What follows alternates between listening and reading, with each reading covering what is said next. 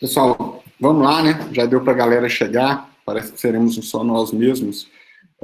Vamos falar hoje sobre as fases para a entrada em vigor de um tratado internacional, tá?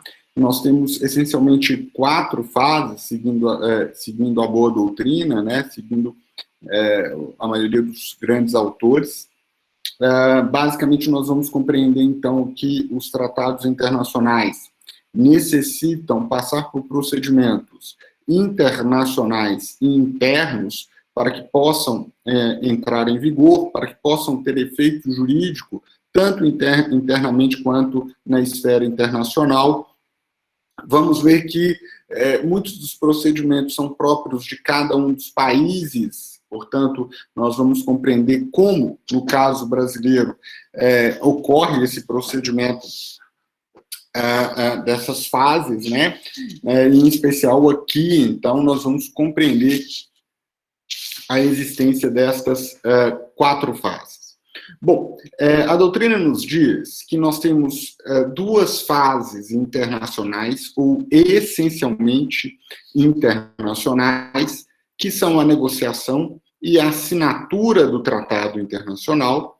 Nós temos uma fase que é, em grande medida, interna, com alguns procedimentos internacionais, que é a ratificação, e uma última fase, também interna, que seria a promulgação e publicação do tratado internacional. Então, basicamente, o que nós vamos observar aqui é o que um Estado, em especial o Estado brasileiro, precisa fazer, realizar, para ter um tratado internacional em vigor. Bom, vocês vão perceber aqui que há alguns procedimentos muito similares a uma proposta de lei convencional, né? Uma lei convencional. No entanto, vocês vão observar que, uma visão mais macro, né, mais global, nós vamos observar que existem muitas características que os distinguem das leis convencionais. De fato, os tratados internacionais precisam de um procedimento muito mais complexo que uma lei convencional para entrar em vigor, tá? Bom, então, como eu falei, nós temos 4 fases, e no primeiro momento nós temos que estudar a primeira destas fases, que é a negociação, tá? Então, na aula de hoje, nós começamos estudando as negociações. O que consiste as negociações?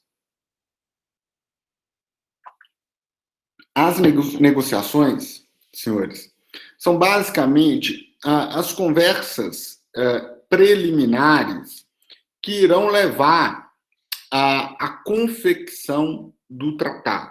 Então, as negociações, elas se iniciam, né, com o início dos debates, das discussões, e se conclui, né, em algum momento em que se encerra essas discussões com a aprovação de um texto, né, que poderá ser futuramente um tratado internacional. Bom, o que nós temos que saber sobre as negociações? Geralmente, as negociações são realizadas em um local, em uma sede, tá? Quando nós falamos em sede, nós vamos perceber o seguinte: se são tratados bilaterais, geralmente a sede das negociações deste tratado será um dos países envolvidos na negociação. Sabemos que tratados bilaterais são aqueles que têm apenas 2 partes. Portanto, a negociação ocorrerá, né, em território de um deles, ou na sede, se for uma organização internacional. Então, imagine a seguinte situação: Brasil e Argentina estão negociando ou iniciam, né, uma negociação para a celebração de um tratado internacional. Em regra, essa negociação ocorrerá em território brasileiro ou em território argentino. Se for uma organização internacional, então, se for Brasil e ONU, né, essa negociação ocorrerá dentro do Estado brasileiro, né, ou na sede da ONU, ou em uma das suas sedes. Nós sabemos que a ONU tem uma sede, né, em Nova York, outra em Genebra e outra em Nairobi, né? Portanto, em qualquer uma delas, poderia haver negociações para a celebração do tratado. Bom, Hugo, haveria possibilidade deste tratado ser negociado em um terceiro país? Sim, há. Inclusive, nas relações internacionais, nós damos um nome para isso. É o chamado Estado que vai intermediar ou pacificar eventuais conflitos existentes entre Estados. Então, sim, um terceiro Estado pode sediar uma negociação bilateral, né? Então, isso já ocorreu em muitos momentos, por exemplo, em conflitos como Jerusalém, como Israel e Palestina, né? Os Estados Unidos já foi sede de negociações entre estes países, né? Então, basicamente, os Estados Unidos falam, olha, né, tá difícil de combinar entre vocês aí, né? Está difícil de entrar em um acordo, então venham para o meu país, né? Negociem aqui e eu serei um mediador, né? Eu serei alguém ali que contribuirá para o debate, que auxiliará, né? Prestará um auxílio ali para que as negociações possam fluir. Bom, então isso pode ocorrer também. Claro que, se estivermos falando de um tratado multilateral, que tem, então, 3 ou mais, né, envolvidos na sua negociação, então, eles terão a prerrogativa de escolher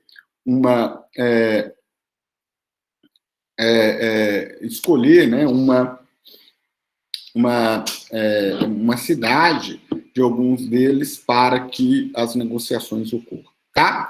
Então, vejam bem, o primeiro ponto da negociação é a definição da sua sede, tá? Ótimo, Hugo, superado a sede. Digamos que nós definimos uma sede para a negociação de um tratado internacional multilateral, com 3 ou mais partes, né? Bom, então o que ocorrerá?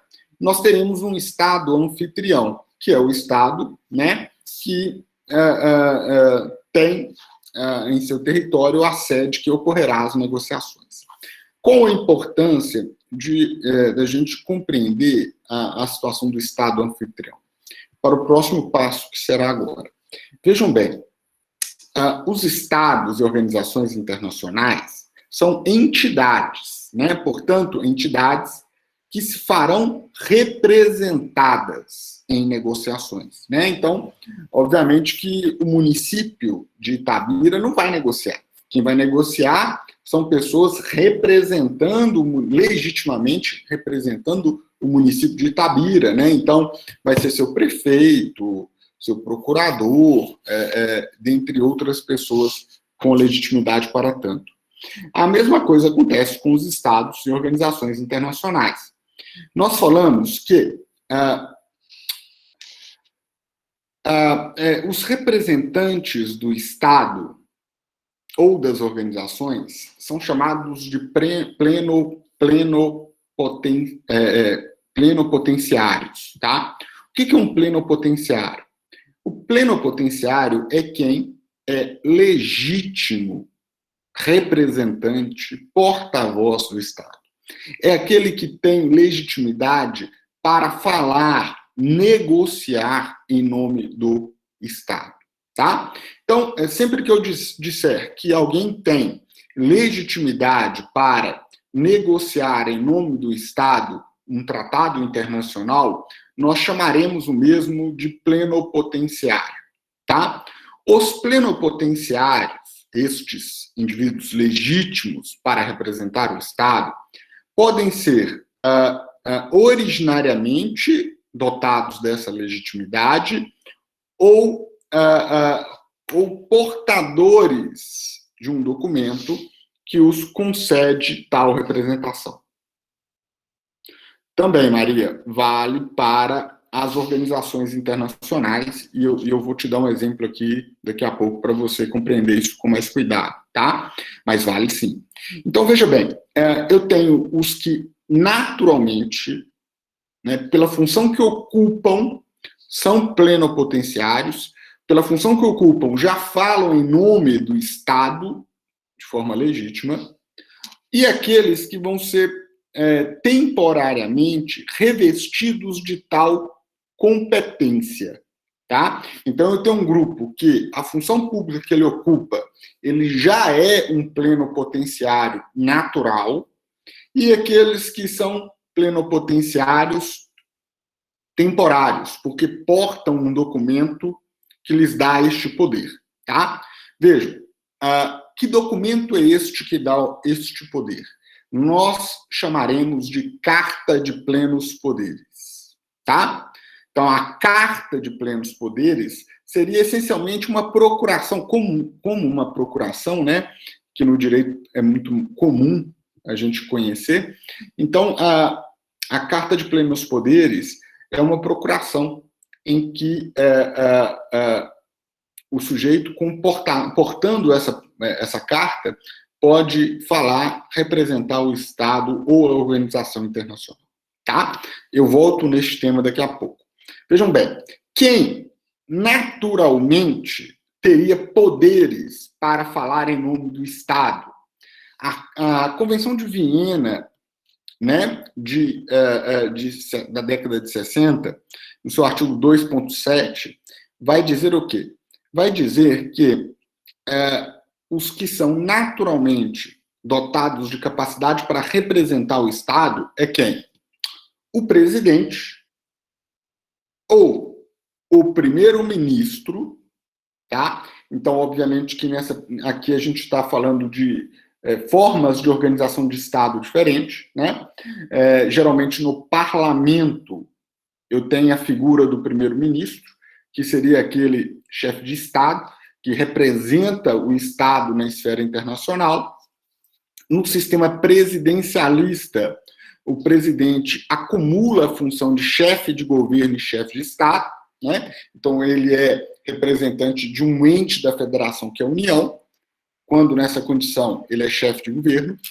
Quando ele representa todo o Estado, ele é chefe de Estado, né?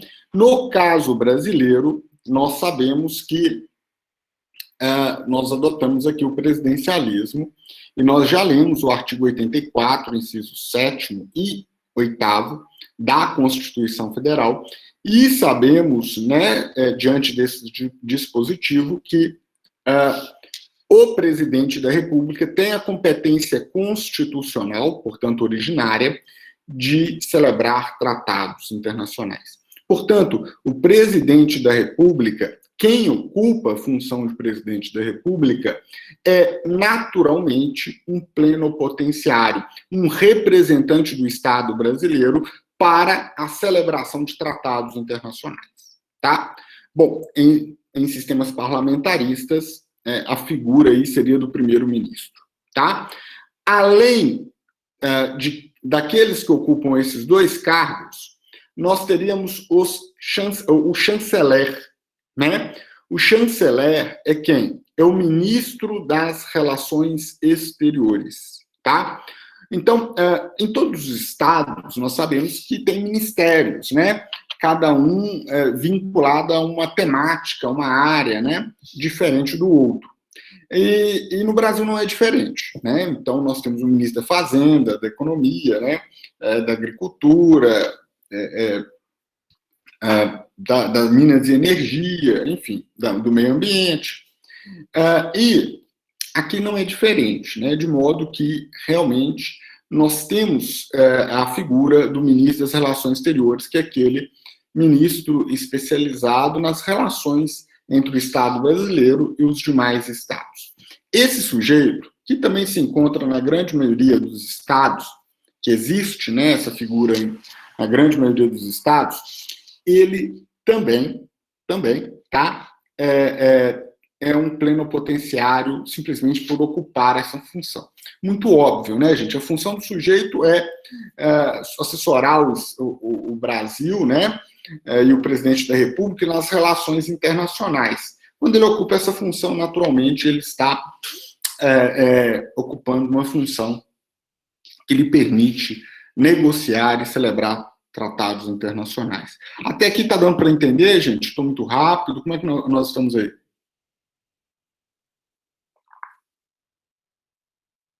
Maria, deu para entender até aqui? Eu vou chegar na sua indagação aí, tá na sua pergunta. Bom, além deles, nós temos também o chefe de comissão ou de comissão diplomática, tá? Quem que é o chefe de comissão diplomática? É aquele sujeito que foi para um país para representar o Estado permanentemente. Também conhecido como o embaixador do país, né? Como funciona isso? Os estados, eles geralmente mantêm um embaixador, um representante dele, permanentemente em outro estado. Então, o Brasil permanentemente mantém um representante lá, um representante oficial lá nos Estados Unidos, né? Então, sempre que os Estados Unidos, o presidente norte-americano, precisar discutir algum tema com o Estado brasileiro, em um primeiro momento, ele não liga para o presidente do Brasil. Ele chama, convoca, convida, né, o embaixador brasileiro lá para debater, para discutir, para negociar, né? Então, tem sempre um sujeito lá, né, representando o Estado, ou em qualquer outro país. Esse sujeito, o que acontece? Ele é nomeado pelo presidente da República, para ficar no caso brasileiro. Então, o Brasil nomeia um indivíduo para ficar como embaixador na grande maioria dos países. Esse embaixador, então, ele chega no país do qual ele vai representar o Brasil, né? E vai entregar um documento, tá? Falando, eu sou o chefe da Comissão Diplomática Brasileira aqui nos Estados Unidos até segunda ordem, permanentemente. De modo, então, que ele já apresentou um documento que legitima ele como representante do Estado brasileiro, permanentemente, tá? Então, se ele está nessa condição, ele já é legítimo para negociar um tratado internacional em território daquele Estado que ele é permanentemente representante do Estado brasileiro. Deu para entender? Então, se eu sou embaixador permanente em um país, representando o meu país de origem, eu estou lá oficialmente nessa função, então, enquanto eu estiver lá nesta função, eu tenho legitimidade para representar o Estado, inclusive em negociações de tratados internacionais. Tudo certo? Essa é mais confusa um pouquinho, mas creio que não tenha dúvidas não, né, gente?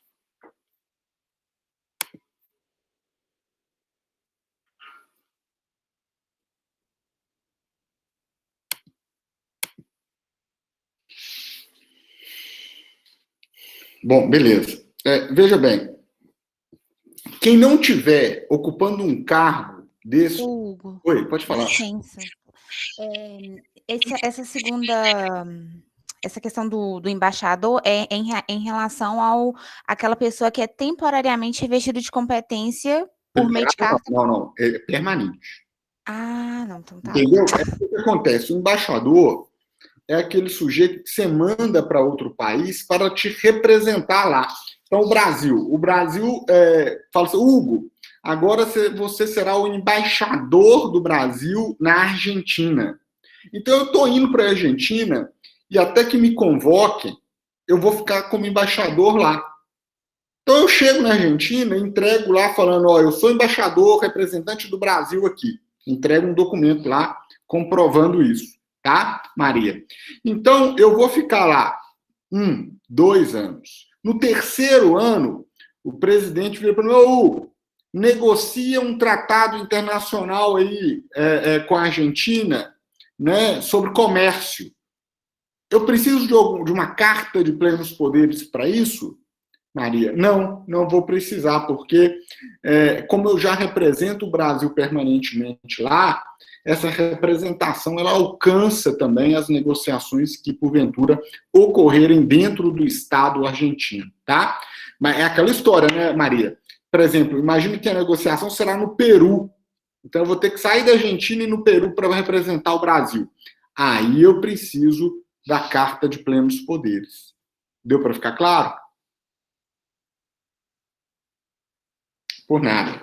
Tá? Então, vejam só, senhores. Se eu não ocupo nenhuma dessas funções, eu vou precisar da chamada Carta de Plenos Poderes, tá? A Carta de Plenos Poderes é o quê? É, como eu disse, algo similar a uma procuração em que o presidente da República ou o primeiro-ministro, mas vamos ficar aqui com o exemplo do presidente da República, porque é o que acontece no Estado brasileiro, ele emite essa Carta de Plenos Poderes falando assim, olha, Mariazinha, você agora representa o Estado brasileiro nessa negociação lá na China. Pode ir lá negociar em nome do Brasil. Você tem a procuração, tá? Então, a Carta de Plenos Poderes é isso. É um documento que autoriza alguém que não ocupa um destes cargos que eu citei de ir representar o Brasil e falar em nome do Brasil, negociar em nome do Brasil, tá? Lembrando aos senhores, essa carta pode ser emitida para qualquer indivíduo, tá? Então, não precisa ser um funcionário público, não precisa ser um embaixador, né? Qualquer um que o presidente entender, dotado de competência, de capacidade para negociar esse tratado, ele pode emitir essa carta em benefício dele, né? E aí, assim, dá um exemplo até histórico para vocês, é o caso de Carlos Drummond de Andrade, né? Carlos Drummond de Andrade já foi um negociador de tratados internacionais em nome do Brasil, né? Isso, obviamente, porque emitiram uma carta de plenos poderes para ele representar o Estado brasileiro, tá? Então, só aqueles que são portadores dessa carta são dotados de legitimidade para representar e negociar em nome de um Estado, caso, obviamente, não ocupem aquelas funções.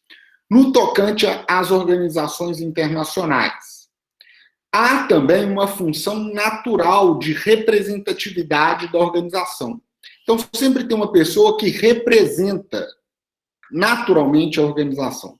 Essa pessoa vai estar lá indicada no estatuto constitutivo da organização. Por exemplo, o caso da ONU. No caso da ONU, nós sabemos que quem representa a ONU é o secretário-geral das Nações Unidas. Vocês já devem ter ouvido falar, né? Antigamente era muito mais famoso, antigamente era o Kofi Annan, né, que era uma pessoa mais da mídia e tal. Hoje é Ban Ki-moon, né, que é um sul-coreano, não, um sul-coreano, né, que hoje que é o Ban Ki-moon, mas já foi um sul-africano, né, que é o caso do Kofi Annan. Tá? Então, senhores, veja bem, a Carta das Nações Unidas, então, ela vai prever quem representa, em regra, a ONU é o secretário-geral, quem ocupar essa função de secretário-geral, como é o caso do presidente com a nossa Constituição. Tá? Mas imagine que o secretário-geral não pode ir nessa negociação. Ele, então, pode emitir sua carta de plenos poderes e indicar, né, um funcionário da ONU, um terceiro, representando a ONU e negociando em seu nome, tá? E todas as demais organizações internacionais terão as mesmas prerrogativas que eu citei há pouco, tá? Bom, vejam só. Definimos que o Brasil é o estado sede dessa negociação. E definimos ainda que essa negociação ocorrerá na belíssima cidade de Itabira, né?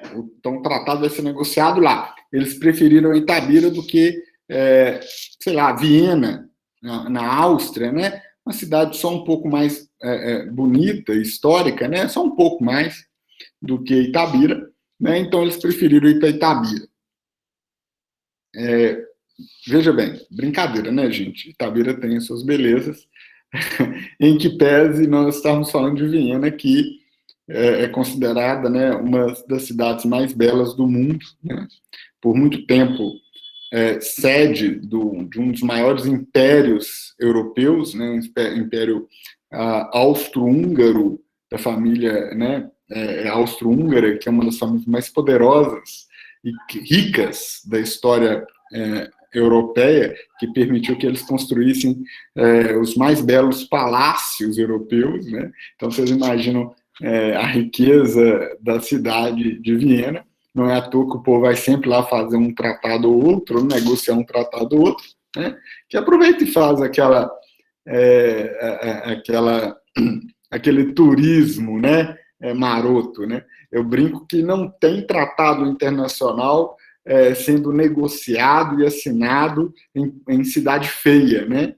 Não tem, cara, é impressionante, né? É Viena, é Genebra, é Montego Bay, na Jamaica, São José da Costa Rica, né? São Francisco, nos Estados Unidos, Nova York, né? Aqui, na pior das hipóteses, é um Rio de Janeiro, uma Brasília, né? São Paulo, né? Que pelo menos tem uma grande estrutura, né? Mas cidade ruim e feia, óbvio que não vai rolar, né? Não dá, né? A verdade é essa. Bom, pessoal, então veja bem, digamos que vai ser, então, em Itabira, tá? Veja, se a gente lê o artigo 84, inciso 7º da Constituição Federal, ele vai falar algo muito ligado ao debate que nós estamos tendo nessa aula. Olha só, ele vai falar o seguinte, deixa eu pegar minha Constituição aqui.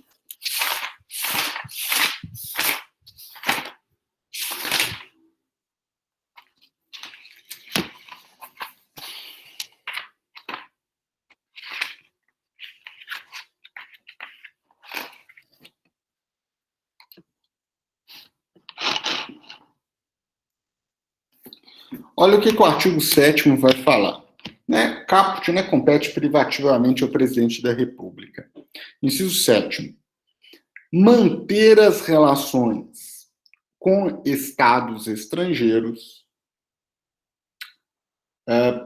e acreditar os seus representantes diplomáticos. O que é isso, gente? Isso aqui é o que nós estamos falando. Olha, veja só, né? O que eu disse para vocês? Todo mundo, então, que chegar para essa negociação aqui em Itabira, se não for presidente, se não for embaixador permanente, se não for chanceler, né, ministro das Relações Exteriores, ele vai trazer consigo o quê? A chamada Carta de Plenos Poderes. E quem vai convalidar essa carta? O que é isso? Quem vai falar assim, olha, esse documento é verdadeiro, né? Esse sujeito realmente está legitimamente disposto a representar o Estado brasileiro, né? Ou melhor, o seu Estado de origem. Tá? Quem tem essa competência é o presidente da República, como o inciso 7º nos diz, porque ele fala que, olha, acreditar os seus representantes diplomáticos. Acreditar é o quê? Ele fala assim, eu acredito em você, né? Vai lá, tenha foco, confia. Não. Acreditar é o quê? É legitimar, é declarar como legítimo a Carta de Plenos Poderes, o documento dizendo que você representa seu Estado ou organização internacional. Tá? Então, todo mundo que vier negociar esse tratado internacional em Itabira terá que passar pela convalidação deste documento, a constatação da legitimidade deste documento. E esse documento é emitido diretamente pelo próprio presidente da República. Tá? Então, isso é acreditar. Tudo certo? Alguma dúvida?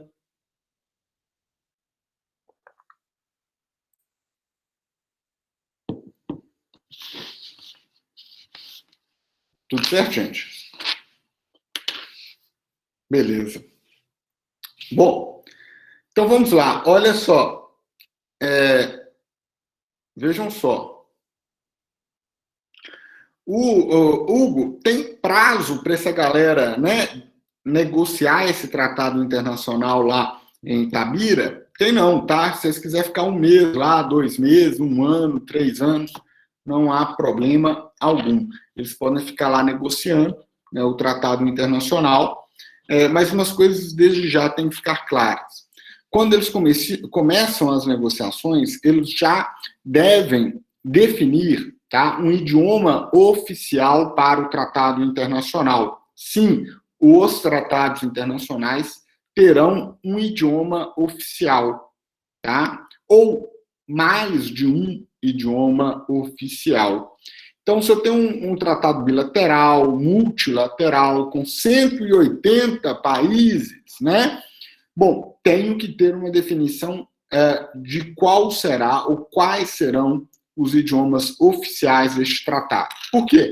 Porque este tratado, quando for ser redigido, ele será redigido neste idioma oficial, tá? E não no idioma de cada país. Depois ele pode ser traduzido, né, para os diversos idiomas dos países envolvidos. Mas eu tenho que escolher um idioma oficial, tá? Então, geralmente é uma opção, uma escolha. Fica muito comum ser o inglês ou o francês, né? O francês, na realidade, é o idioma extraoficial das relações internacionais, né? Então é muito comum ser francês, mas também não é incomum você ver tratados sendo negociados, né, em inglês, porque, obviamente, né, é um idioma muito utilizado por diversos países, tá? Bom, o latim também é muito usado, pasmem vocês, né? O latim é porque é uma língua morta, né? Aqueles idiomas que não se alteram, não se modificam. Então, o que você escrever lá vai prevalecer, vai ficar, não vai mudar sentido. Nós sabemos que idiomas usados, né, contemporaneamente, eles vão se modificando com o passar do tempo, né? Então, inclusive até as regiões, né? O português brasileiro comparado com o português de Portugal tem uma diferença muito grande, né? Às vezes você está lá e não entende nem o que o cara está perguntando para você, conversando com você. Tamanha a diferença na entonação, ou mesmo no sentido que as palavras ganham, né? É muito natural isso.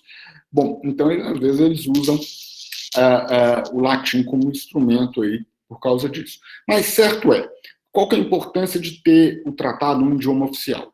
Porque qualquer questionamento legal, né, qualquer litígio que envolva o tratado internacional, ele será resolvido, a interpretação será dada segundo o que está lá no idioma oficial, né? Então, te dar um exemplo. A flor, em francês, ela tem diversas conotações. Da mesma forma que, para nós mineiros, trem tem diversas conotações, né? Então, você pode falar que aquela janela é um trem, né? Os franceses usam a expressão flor um pouco deste modo. Então, obviamente que cada idioma tem suas peculiaridades. Quando eu escolho um idioma oficial, eu introduzo as peculiaridades daquele idioma, mesmo que países que adotam outros idiomas estejam celebrando o mesmo. Então, o juiz que analisar e julgar aquele tratado internacional, lá na esfera internacional, deverá levar em consideração, né, toda a regra gramatical daquele idioma declarado como oficial. Tá? Então, definido o idioma, se tiver organização internacional envolvida, geralmente o idioma do tratado, o idioma oficial, será o idioma da organização internacional. Tá? Sim, as organizações internacionais também têm seus idiomas oficiais. Tá? Então, todo tratado, toda organização internacional vai ter a definição do seu idioma oficial. Algumas organizações têm mais de um idioma. Né? Por exemplo da ONU, né? Eles optaram por ter mais de um. Então, eles têm o inglês, né? Eles têm o francês, eles têm o chinês, o mandarim, né? Eles têm o russo, eles têm o árabe e eles têm o espanhol. Né? Então, a ONU tem 6 idiomas oficiais. E aí o tratado pode ser celebrado em qualquer um destes idiomas, né, caso a ONU participe da celebração deste tratado. Tadinho do português.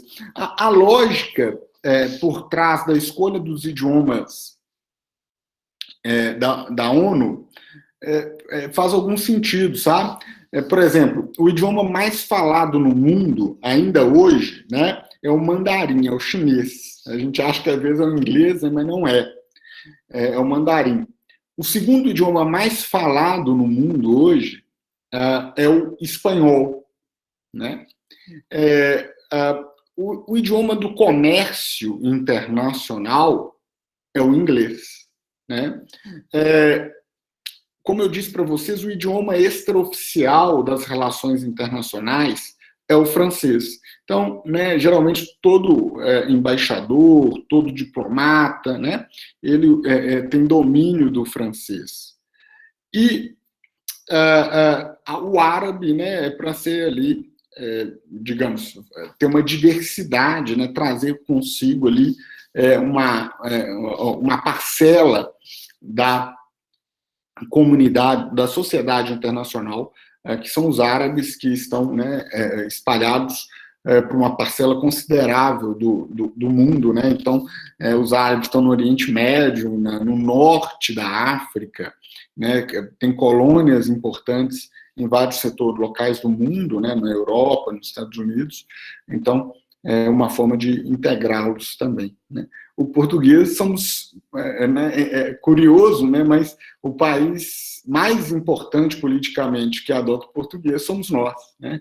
Curioso porque, né, de origem portuguesa, mas nós que temos mais importância, né? E ainda é interessante você ver, né? Geralmente você tem tradução de filme, livro, jogos, né? Que fala português do Brasil, né?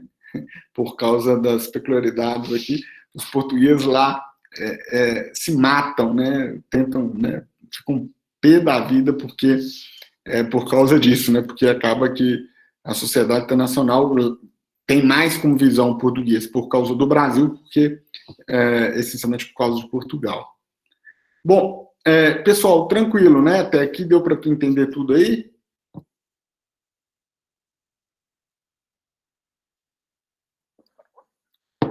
Tenho só mais um ponto para discutir sobre as negociações, tá? Beleza, obrigado. Bom, as negociações acabam, senhores, com o que nós chamamos de votação do texto, tá? O que é isso? A votação do texto é o momento que os negociadores falam assim, olha, gente, já deu, né? Ninguém aguenta mais negociar esse tratado internacional. O texto que nós chegamos aqui é este, tá? O texto é esse. Não aguento mais negociar, tá de bom tamanho para mim, tá de bom tamanho para você também? Tá. Bom, então nós vamos fazer uma votação do texto. Vamos votar aqui e ver, né, se todos, ou pelo menos uma maioria, concordam com este texto. Se pelo menos a maioria manifestar concordância com este texto, nós seguiremos para a fase 2, que é a assinatura do Tratado Internacional. Se eu não alcançar o quórum mínimo e esse texto não for aprovado, então, né, nós combinamos de encontrar um novo dia, em um outro momento, para tentar voltar e negociar este tratado internacional. tá? Então, o momento para isso é a votação da adoção do texto do Tratado Internacional. Eu preciso ter, ao menos, 2/3 dos votos favoráveis, né, dos negociadores para avançar para a segunda fase. Então, se eu tiver menos que 2/3 dos votos favoráveis, né, o tratado não segue adiante. Para-se ali, em um outro momento, se houver disposição, vontade, volta-se a negociar o tratado internacional. Tá? Ótimo. Então, vamos, digamos que vota-se e 2/3 ou mais votam favorável ao texto. Então, vamos para a segunda fase, que é a assinatura. Bom, no entanto, eu tenho que ainda explicar uma coisa para vocês. Esta votação, ela não vincula os estados. O que significa isso? O fato do Brasil votar favorável ao texto não obriga o Brasil a assinar, na segunda fase, a assinar o tratado internacional, muito menos em ratificá-lo na terceira fase. Tá? Então, essa votação, ela não tem efeito jurídico de vinculação, de obrigar o Estado, né, a cumprir com as demais fases da elaboração e entrada em vigor do Tratado Internacional. Essa votação simplesmente define os rumos, né, daquela negociação e não vincula ninguém para nenhum procedimento adiante, tá? Então, se eu Brasil, posso perfeitamente votar favorável ao texto e não assiná-lo logo ali adiante. Talvez até no outro dia, né? Simplesmente porque eu não estou obrigado a isso, tá? Bom, então, obviamente que nós temos que seguir adiante. Então, digamos que nosso tratado internacional foi negociado, foi redigido e foi posto em votação, obtendo 2/3 ou mais dos votos favoráveis, permitindo que a gente, então, alcance a segunda fase, que é a assinatura. Ok? Até que, tranquilo, né? Creio que não há qualquer dúvida, qualquer questionamento por parte de vocês, e caso isso seja correto, a gente... eu acho que dá tempo de falar de assinatura, né? A gente fala da assinatura, que é mais breve, é mais tranquila, e a ratificação fica para uma próxima aula. Tudo certo, gente? Posso passar para a assinatura, segunda fase?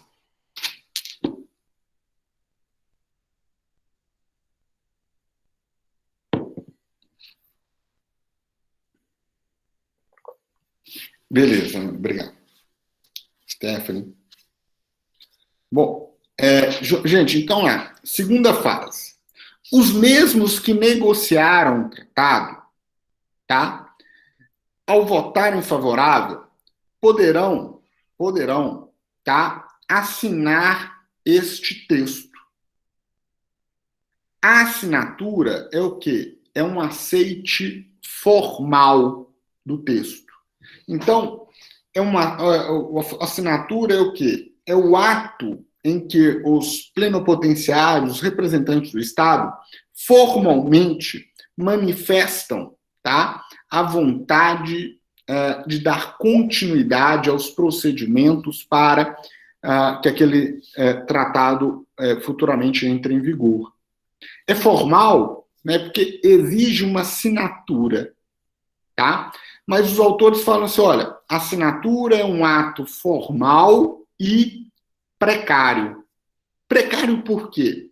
Porque a assinatura desse plenipotenciário ainda não vincula o Estado. Então, se eu lá, representando o Estado brasileiro, assino formalmente, falando, olha, me comprometo a dar continuidade aos procedimentos para que o Estado brasileiro futuramente se comprometa com este tratado, ele é basicamente isso, um protocolo de intenção. Né? Então, se amanhã o presidente da República, o Legislativo, não ratificarem esse tratado internacional, isso não gera responsabilidade alguma ao Estado brasileiro, tá? Então, a assinatura é o quê? Eu concordo com o tratado, eu assino aqui me comprometendo a dar continuidade ou tentar dar continuidade aos procedimentos para que ele entre em vigor. Por isso que ele é precário, porque ele não tem caráter de imposição, tá? Então, a assinatura sempre será um aceite formal, mas precário, tá? Então, veja bem, assinando este tratado internacional, esse simples e singelo ato de assiná-lo, você está ali se comprometendo a continuar os procedimentos para que futuramente ele possa entrar em vigor. Ponto. Nada mais que isso, tá? Bom, aqui, senhores, quando o plenipotenciário assina este tratado, os seus poderes chegam ao final, tá? Então, aquela carta de plenos poderes que ele recebeu, ela perde, né? Ela perde ou expira estes poderes no momento que ela é assinada, tá? Então, no momento que ele assina o tratado ali, ele já não tem poder para mais nada. Ele já não pode mais representar o Estado brasileiro em nada.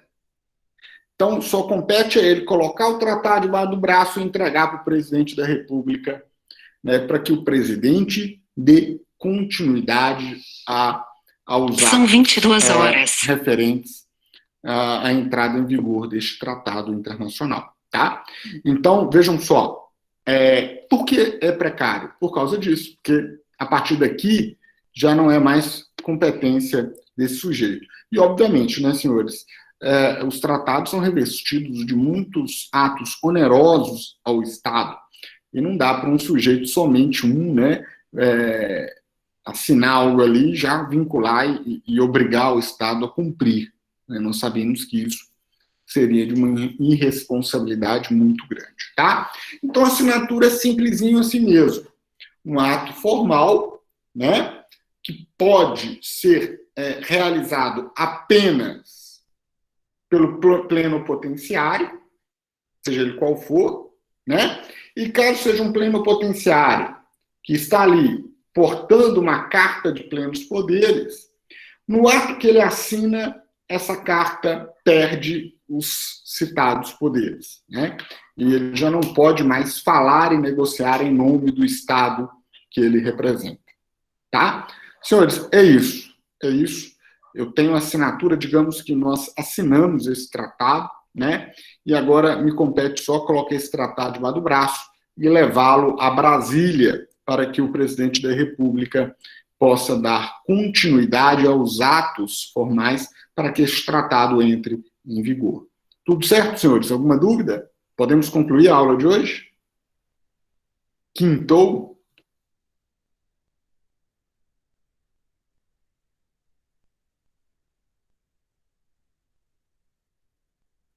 Beleza. Então, senhores, é isso. Muito obrigado a todos aí, né, pela presença, pela participação. E até semana que vem, né? Boa noite.